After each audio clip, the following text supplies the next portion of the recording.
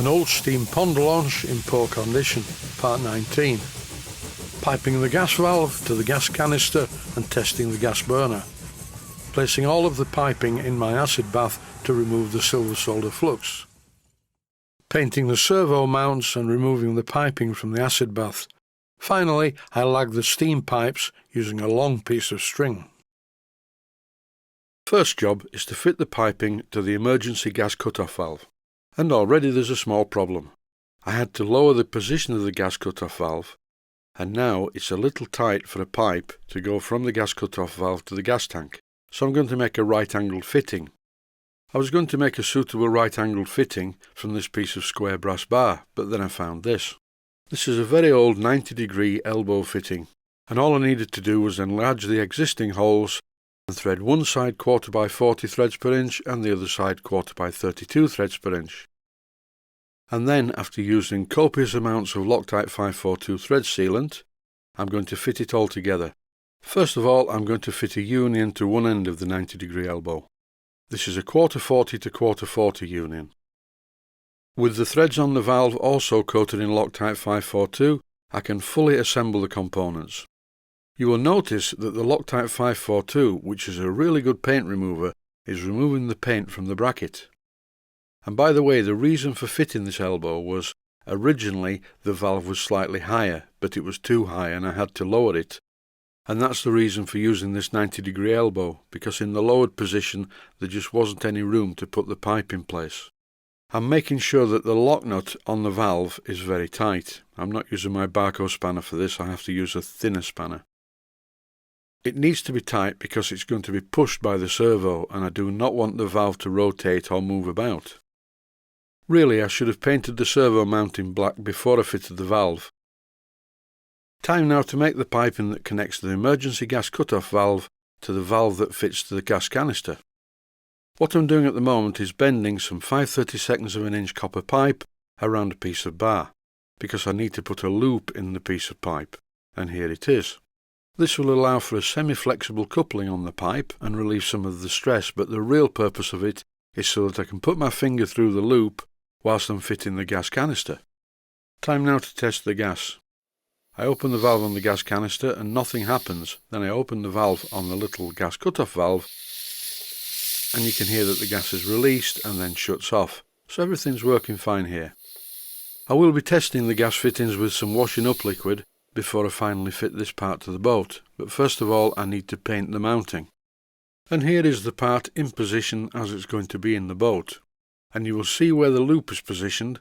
It's just in the right place for me to get my finger through in order to support the pipe which is connected to the gas valve, which in turn the gas canister screws into.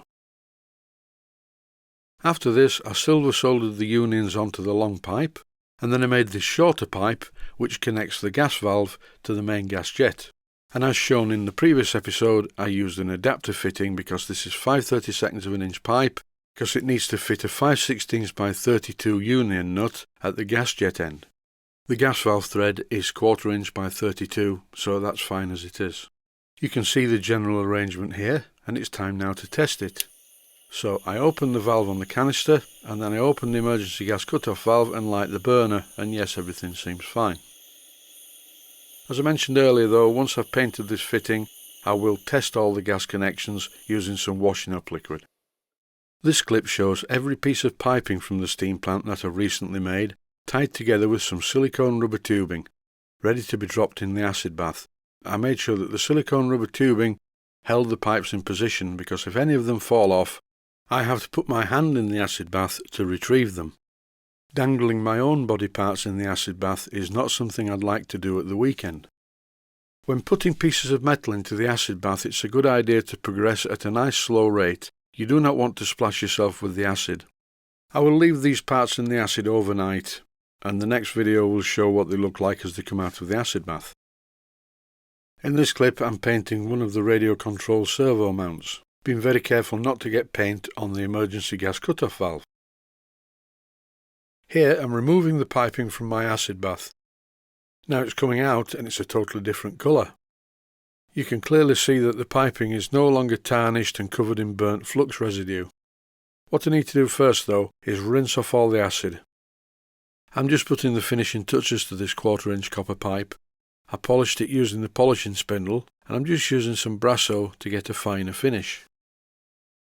The superheater in the boiler supplies the steam to the engine at a very high temperature, and the pipes are hot enough to burn your fingers very badly.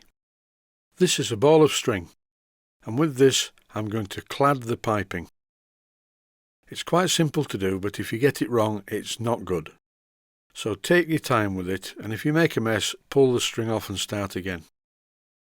You need to get the string right up to the union nut, but don't put too much cyanoacrylate adhesive on, because if you do that, the union nut will not go around.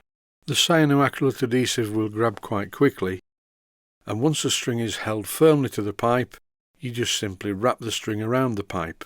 Every 4 or 5 turns, push the string together to keep it tight. I like to put a small amount of cyanoacrylate adhesive on the pipe, approximately every 6 turns. This pipe cladding is going to be painted, but there must not be any gaps between the coils of string. So keep the string pulled tight as you wrap it round the pipe. And here's the first pipe done. I'm running this video at quite a high speed, because if I put it in real time, even I would go into a coma editing it. In fact, now I've just put the video into warp speed just to get it out of the way. That's 2 pipes done. Now for the last one. And thankfully this is the shortest of the pipes. By the way, I should have mentioned earlier, it's very important not to use plastic string. It has to be proper string, such as gardening string, which as far as I know is made out of string. And after all that, it's time to paint the string. And luckily I've run out of paint. I just have this tiny little bit of acrylic paint left in a pot, but it's really thick and gloopy. So I'm going to paint it without the camera being on. To be honest, my neck is aching, because when I'm doing this you can't see my face, which is probably a good thing, but I'm looking at the camera's viewfinder most of the time, because when I don't look at the viewfinder, I move the item out of shot. As I mentioned in the last episode, I've been doing some decorating lately, and the good thing about that is I do have left over lots of white paint. So I'll bring some of that down into the workshop, and I will be painting this string with that. But I don't think I'll bother videoing it, because it's just too tedious. You'll have to use your imagination. It's something like this, but more of it. Until next time, thanks for watching, and I hope you found it useful. Please take the time to visit my Mainsteam Models website and click on the section of the website that says Video Playlists. And by doing that, you can find other videos that you may like to watch. And by using the playlists, you can actually watch the videos back to back.